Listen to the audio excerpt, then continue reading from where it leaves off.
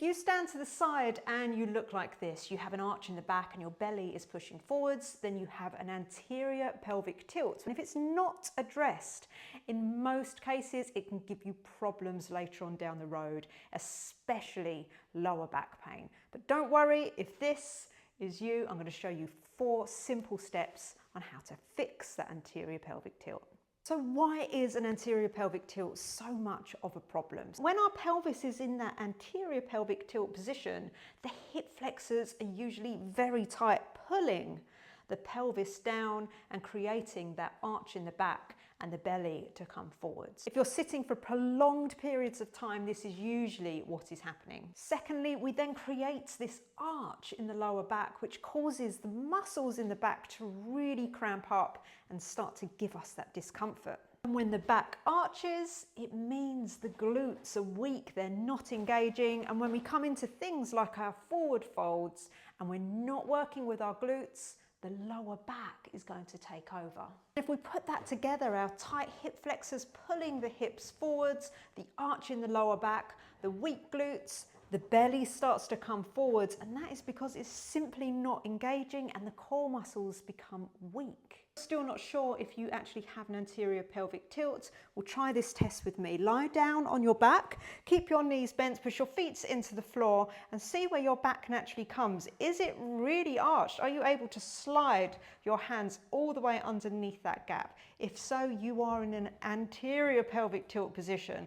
Now do this with me. Engage your core, push the back all the way down, engage your glutes and see how that feels. Notice how the pelvis changes. So now let's look at the 4 simple things that we can do to fix that anterior pelvic tilt. Firstly, we want to work on stretching our hip flexors. Now there are a number of different ways that you can do this, but by far the most effective way is by coming into a lunge. So placing the foot firmly on the floor and then just allowing the knee to come as far past the ankle as you feel you can. You're going to be feeling that stretch now all along here. And if you want to take it deeper, you can actually extend the arm all the way up, and if you feel balanced enough, reach up with the other arm and pushing the hips down.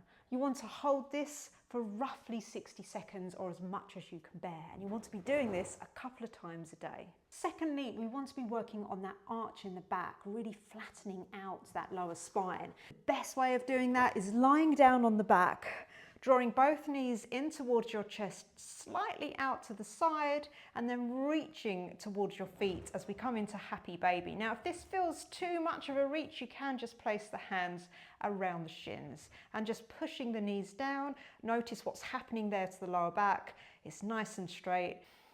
And once again, you want to hold between 60 and 90 seconds. Thirdly, we want to work on strengthening our abs. Now we want to do this in a way that we're not actually tightening up the hip flexors, okay? So remember, we're trying to stretch the hip flexors out, but work on a stronger core. So one of my favorite ways of doing that is boat pose. Now, if you just rock back onto your tailbone, keep the knees bent, keep them nice and hugged in towards you, work on straightening the spine and slowly lift your toes as much as your hamstrings will allow. As you're in this position, release the legs, look towards the toes, and you're going to hold for 5 breaths, rest, and you're going to repeat that 5 times.